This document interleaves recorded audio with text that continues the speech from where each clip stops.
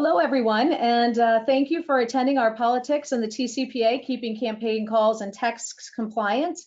This is part of our monthly series that we do. We call our Thirsty for Knowledge Thursdays. And we have a shorter program for this format. It's 30 minutes, so we will not be taking questions live during the webinar, but we are happy to follow up on questions that are sent through the chat mechanism in the WebEx. This is going to be recorded and it will be found on our website shortly after the presentation. Today, I'll be presenting along with my partner and co-founder and mentor for many, many years, Helen McMurray. We don't get to do very many presentations together anymore, so I'm looking forward to this, Helen. I am looking forward to it as well. All right, so a disclaimer, we are attorneys and we frequently do provide legal advice, but this webinar is for informational purposes only. We like to bring up issues and more than happy to address those after the webinar or always encourage folks to consult with their own attorneys to obtain legal advice. So let's talk about the agenda today. We're going to talk about the laws and regulations that affect political calling. We're going to briefly touch on the First Amendment and whether it is even applicable in this area anymore. We're going to talk about the federal laws and regulations in particular, how the states have been weighing in on the prohibitions against certain types of political calling. And then at the end, we're going to provide some practical advice. Helen's also going to weigh in at the end of the webinar. She's had some recent interactions with some of the state charitable offices, state AGs, and the FTC around these issues. So I think you'll be very interested in those updates. So speaking of the First Amendment, we have a quote here from Benjamin Franklin talking about the importance of political speech. Whoever would overthrow the liberty of a nation must begin by subduing the freedom of speech. And then we have, in a case that was decided pretty recently, that political speech is at the core of the protections afforded by the First Amendment. So you would think with the high regard that is given to political speech and the ability for candidates and PACs and campaigns to get a hold of potential voters, donors to obtain opinions, that this would be speech that would be really highly protected. The problem is that the First Amendment has not been a complete bar to restriction of political calls. And so there are some situations where they've been found unconstitutional, and that is barring political speech through calls or texts. But in most situations, if a law is not content-based, then we're not looking at a First Amendment violation of any restrictions on those telephone calls. So for instance, the Tcpa, it doesn't specifically target political speech. It targets all speech or all calls that are made in certain ways and requires certain disclosures and consent and things of that nature. In contrast to that, there was a bill that was introduced and passed in Montana that just prohibited political robocalls. So it was very specific to political speech. And that case, or that statute was found to be unconstitutional because it was directed at political speech. So as you're looking at laws and regulations being introduced and whether they're content neutral or specific to political calls will be important to any type of First Amendment analysis. I thought I'd start though with some good news. Well, it was good news for a while. I'm on the fence about it now, I have to tell you. So the FCC was asked to issue a declaratory ruling on whether a peer-to-peer or a P2P platform is an ATDS. And this is really important to the political community because P2P platforms are frequently used by campaigns and PACs and others that are trying to get mass texts out to people for their various causes. And so a petition was made to the FCC to declare that P2P platforms were not ATDSs unless they're using those automated functions. So if you're using a P2P platform to manually send individual texts to text recipients, that it wouldn't be something that would be applicable under the Tcpa and require consent. So we had a very favorable declaratory ruling from the FCC that said, yes, indeed, if you're using a P2P platform, but sending out each individual text manually, just because that P2P platform has the capacity to engage in actions that could be ATDS or turn a system into an ATDS. Because you're not using those, they would not look at that as an ATDS. The implications of this potentially go even farther than just P2P platforms, and we've had a lot of pundits speculate that that applies to calls as well. So it was a decision that, or a declaratory ruling, we were very, very happy with when it came out last month. The problem is the NCLC has requested reconsideration of that declaratory ruling. There is no specific timeline for those requests for reconsideration, so I don't expect a decision anytime soon on that. And also there was a case in the Northern District of Illinois where the district court looked at the P2P declaratory ruling from the FCC and said that it did not have broad application. So that is something that is alarming in this P2P world. For those of you that are following the Facebook Supreme Court appeal, though, all of this could be moot. If you have not heard yet, in the Facebook case, this is breaking news, the US government filed a brief, and in that brief, they stated that they believe that the definition of ATDS, the automated telephone dialing system, in the TCPA, which requires consent to use that ATDS to call cell phones or to place texts or certain types of pre-recorded messages. The government weighed in and said that when you're looking at the definition of ATDS in the TCPA, that it requires that the system actually use a random and a sequential number generator to store or produce numbers and then to call those numbers. So this is such a limited definition of ATDS, and if the Supreme Court follows what the US government has requested here through its brief, then it would make that ATDS provision in the TCPA pretty much irrelevant because almost nothing would be an ATDS. The importance of that is if there are any pending cases, that decision could have retroactive application because it's giving an interpretation of a definition. That would be a very nice thing for anybody that has a TCPA lawsuit pending right now. Unfortunately, I do believe that the US Congress will probably act faster than it ever has and have unanimous agreement of amending the TCPA to make it more applicable. So stay tuned. Oral argument is December 8th. We'll expect a decision in that Facebook case coming early next year. So let's talk about the laws that apply with political calling. The FEC regulations and the IRS at a high level are something you want to think about. They do require fundraising disclosures, which we'll go into. There are also donation limits, and they do require record keeping. On the federal side, both the TCPA and the TSR have application to political calling. We're going to go into detail in all of these momentarily. And then there are some state laws that have calling, pre-recorded message, and texting prohibitions that are broad that would also encompass political calling. So we have to look at all of these various different levels, including charitable laws. So for charities, mostly nonprofit charitable organizations, they may be required to register with the state's charitable law sections or agencies, and they also may be required to make certain disclosures in these charitable calls. Helen's going to update us on that at the end of the presentation.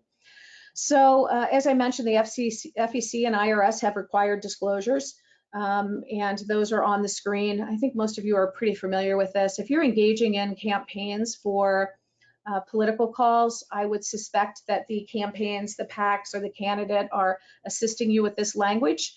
This is just more of a check so that you know that this is required, and you don't want to run afoul of these regulations by not giving the disclosures. As far as the IRS disclosure goes, that contributions are not deductible as a charitable contribution for federal income tax purposes. If that is the case, then that disclosure needs to be made during the same call or same text that is requesting any type of monetary solicitation or donation. So starting with the telemarketing sales rule, the tax-exempt nonprofit charities are exempt from the telemarketing sales rule. The telemarketing sales rule is administered by the Federal Trade Commission. It regulates calls and pre-recorded messages and also disclosures that are required in mostly telemarketing calls. It does have prohibitions, though, that relate to professional fundraisers. So if you are not a nonprofit charity, a tax-exempt nonprofit charity, but you are calling on their behalf, the TSR, or the telemarketing sales rule, does apply to you in certain circumstances. And this was something that was a hot topic a couple years ago when the FTC or the FTC issued the soundboard letter that said if you use soundboard or avatar technology, that is a pre-recorded message.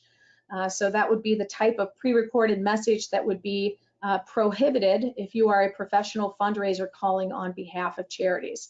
There is an exception if you're calling prior donors, but other than that, it would apply. So be aware if you're a professional fundraiser that these pre-recorded message prohibitions do apply to you. I would also say that if you are familiar, and this is something we'll be talking about on a future webinar, the Traced Act was passed at the end of last year, and it put together an organization called the Industry Traceback Group. And the U.S. Carrier Professional Trade Association, called U.S. Telecom, is administering the Industry Traceback Group. I tell you this because we are working with a number of different voice service providers and companies that are getting requests from the Industry Traceback Group about calls. A number of these calls are pre-recorded message calls. The ITG has, or International Traceback Group, has set up systems where they are intersecting pre-recorded messages. And when they do that, they have the ability to see who's calling, to see if they're required to have consent, and if they're making the proper disclosures in the pre-recorded messages. So do know that this group is watching. They share their information with the state AGs, the FTC, the FCC, and it has some pretty serious ramifications for the voice service providers who could lose connection to networks, and also those callers that are not meeting the pre-recorded message requirements. So be very careful with pre-recorded messages. Also, it is good to know that you don't have to scrub against the DNC registry if you are making these political calls, and the FTC has specifically stated that in one of their reports and orders. Moving on to the TCPA, or the Telephone Consumer Protection Act, probably the scariest of the telecom regulations that are out because of the potential for class actions and huge penalties, $500 to $1,500 per text or call. And the TCPA does have prohibitions that apply to political calls. So I was speaking a little bit earlier about automatic telephone dialing systems, ATDSs. I'm sorry, I see a little typo there. If you are using an ATDS to place calls, you must have consent, prior express consent, which basically means that the called party has given the telephone number to the caller, and they haven't to call them basically for the purpose for which the call would be made, and that they haven't made a subsequent do not call request. Prior express consent is not defined in the TCPA, but this is the definition that the FCC has given. So if you're using an ATDS to either place cell phone calls or to send text messages, you must have prior express consent. A number of campaigns have been sued under this provision of the TCPA. President Trump's campaign was sued. Bernie Sanders' campaign was sued. So a number of different state political candidates. So really important that especially the candidates that are using ATDSs to send these messages understand there is a consent requirement. I mentioned the ITG and pre-recorded messages. These are the disclosures that they are looking for at the beginning of every pre-recorded message, and that is the name of the business or the individual or entity that's placing the call, and then the telephone number of the calling party. So really important that those disclosures get in. The telephone number doesn't have to be at the beginning of the call, but just at some point during that call. And then also good to know that you can scrub your calling lists, separate calls to landlines and calls to cell phones, because if you are calling landlines, none of these prohibitions apply. These are only prohibitions that are for ATDSs making calls or texts to cell phones, or using pre-recorded messages to call with an ATDS to cell phones. All right. So state laws. There are a number of different state laws. I've put together here just a pretty inclusive list of the states that have the types of prohibitions that I list above. Many states, like the TCPA, restrict the use of auto calls. Also, there are some states that have DNC lists. I will tell you that most of them exempt political calls, but a few of them still do apply to political calls. There are also charitable solicitation laws that require registration if you are a professional fundraiser or a charity in some circumstances. So be aware of that. And there are specific disclosures, much like those FEC disclosures that I mentioned, that are required during campaign calls or texts. And there are many laws that only relate to prohibitions on polling individuals. And that is probably the largest number of the states below. That prohibition on polling is the one you will most frequently see in states. PAC committees, it's important to know that you have to be federally registered as a PAC. And we're not talking about the ones that are supporting a specific candidate. That's not a PAC, more of a political action committee. Can also be, or a ballot issue.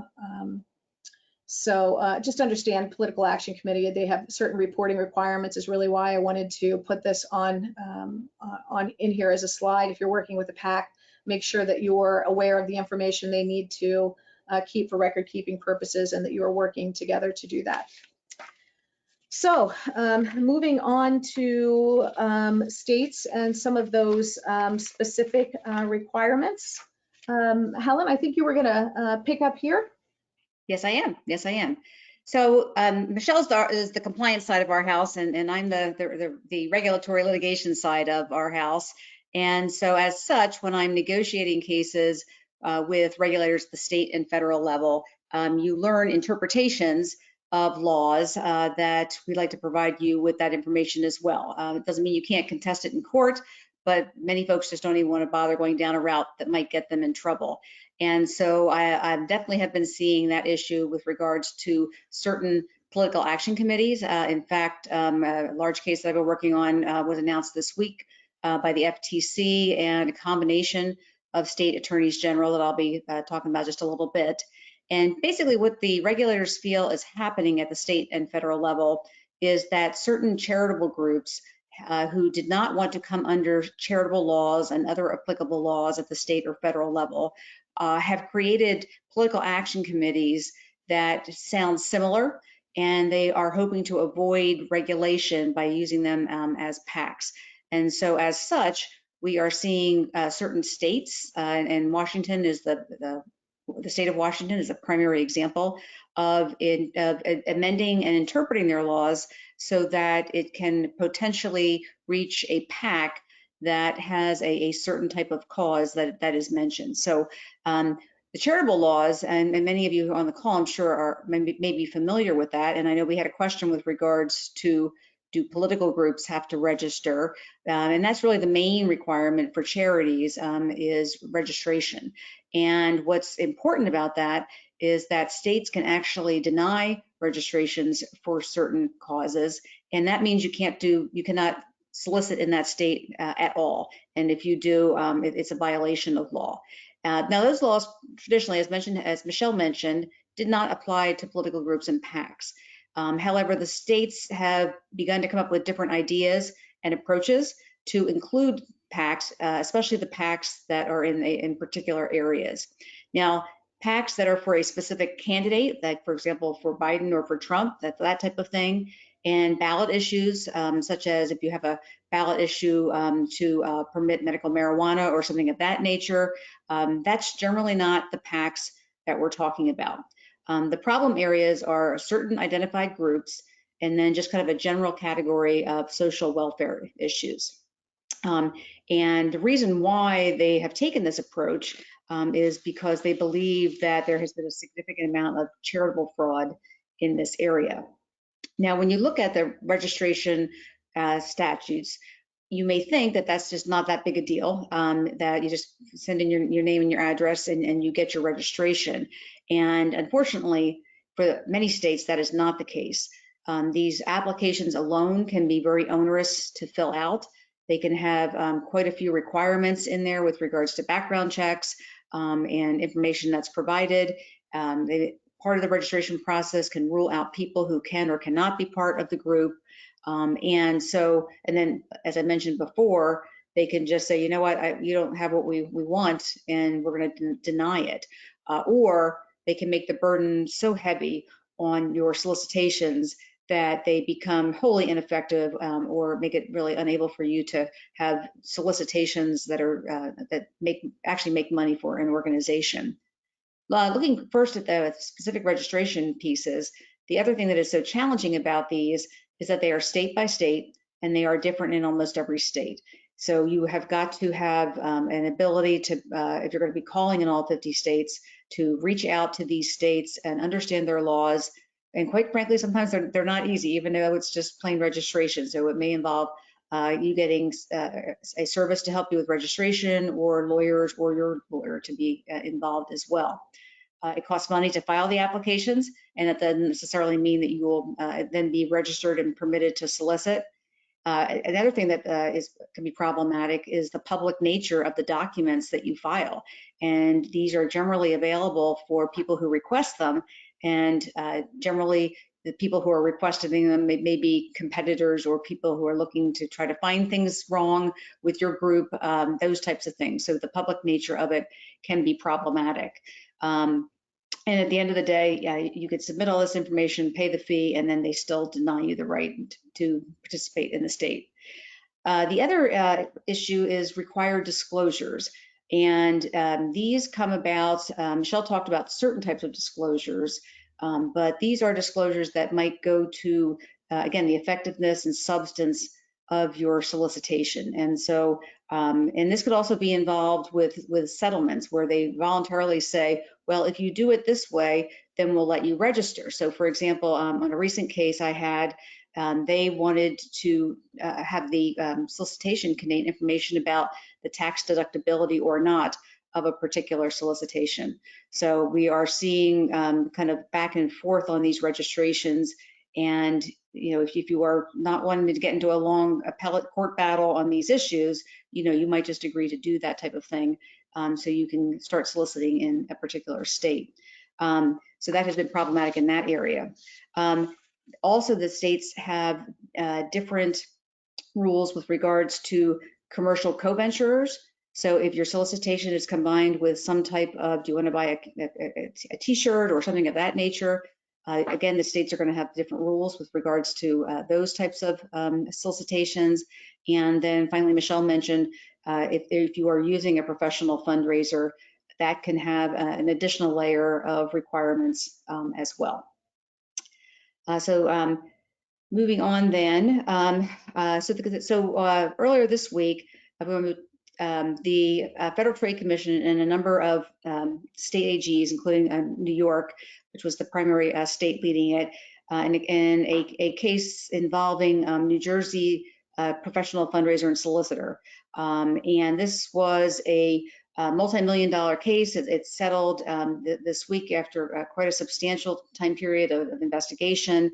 And one of the things that has come out of that case is the focus on these particular groups that you see here. And if you are raising money for police, for veterans or military groups, those types of firefighters, EMTs, whatever those types of groups are, you are going to have heightened scrutiny by your state and your federal regulators. And the reason for that is that they feel like that there has been, quite frankly, decades-long abuse of these types of areas.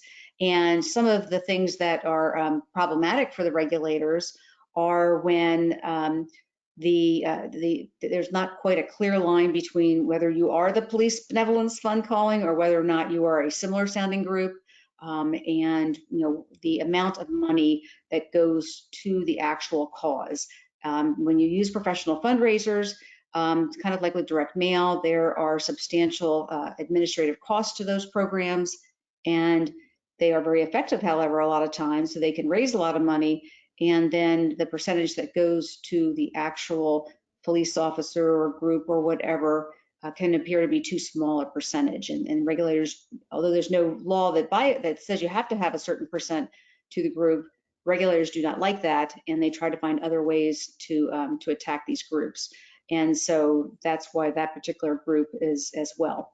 On the children's health and safety issues, the cancer groups, again, traditionally there has been problems with those particular groups, either sounding like other more well-known groups like American Cancer Society, or again, they're a topic that can be very sympathetic and can raise a lot of money. And again, the frustration with regulators for the smaller percentages that go to the groups. And so what the regulators feel is happening is that these types of groups with the additional scrutiny, they don't want the scrutiny anymore as a charity. And so they have gravitated to the political action committees. And so states like Washington have expanded their definition of charitable purpose to include things like civic groups and social welfare. And that's how the tie comes in. You're not a charity, but if you are soliciting and it is for one of these social welfare issues that's listed in the particular statute, then they apply some or if not all of the charitable laws and registration requirements that I went through to them. And that is where the problem has arisen. It's also dangerous just because there's no clear answer for you on this. I've done a bunch of analysis on this for clients, and quite frankly, they're who have PACs, and they're backing away from those certain states while this heightened scrutiny is out there. The cost to be able to get you through an investigation, as well as then the legal costs associated with it, the distraction from the cause of the group, it is substantial when it comes with one of these types of investigations. And so that's got to be balanced when there's not really a set yes or no answer or how it will impact you. So those are some of the issues that we've been dealing with. I know, Michele, we were going to go back and talk about the state of emergency types of issues and the COVID-19, just to kind of give you an idea about that. I'm going to pass it back to you and let you finish up with, I think that was one other question that we had. Or practical advice, you can handle it there. Well, we can't hear you, Michele. We cannot hear you. Not legal advice, just practical advice, right? Yes. So the COVID regulations that have passed for states that have a state of emergency, those started coming out in March. A lot of them were targeting debt collectors and certain types of solicitations. That is something that we have been following, and we issue updates on that frequently in our blog. So if you aren't registered for our blog, I would recommend it to get updates on those types of things. We have seen a lot of those lifted, but several of those are still in place. So just be aware that some of those types of prohibitions could affect you as well. As far as practical advice, again, it's worth reiterating that if you're using a landline, if you're calling a landline, I should say, you're not prohibited or restricted by the TCPA. So you can use an ATDS to place calls and pre-recorded messages to landlines. If you're trying to get to cellular telephones using an ATDS, you need express consent. That leads, we'll hop over to the third one for that. If you are using the ATDS to place telephone calls, just remember you're required to be able to produce proof of every call that you make having consent. And this has been a really significant topic of TCPA litigation lately. And that is because the callers, the contact centers, the professional fundraisers that are placing these calls may not be in the best position to produce that proof. And the agency, the company, the calling group, the seller, whoever you want to call them, they're the ones that generally have that type of proof. So I would definitely ensure that there is some type of agreement within any of your master services agreements about who will keep records and for how long they will keep those records, because those will be critical if you do run into any of those enforcement actions and you need Helen's services. And in that same vein, I get a lot of questions about, Michele, I have a list here. It came from the voter registration agency in the state. And so I have all these telephone numbers, and because they registered to vote, that means my candidate can call them, right?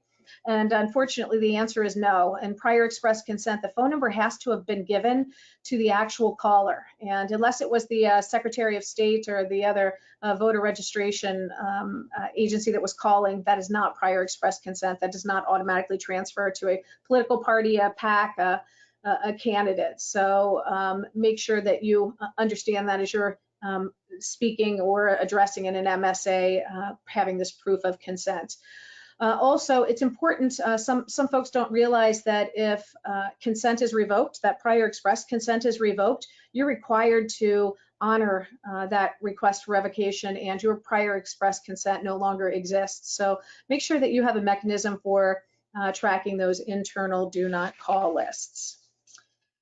And with that, it brings us to the end of our half an hour for our very quick. I hope you could keep up with all of that that we threw out to you in a very quick manner. As I said, this recording will be available on our website. And as always, we know a lot of the folks that are on this call. Don't hesitate to give us a call if you have any questions or concerns about the activities you're engaged in. So thank you very much for attending the webinar. Have a great day. Thank you. Goodbye.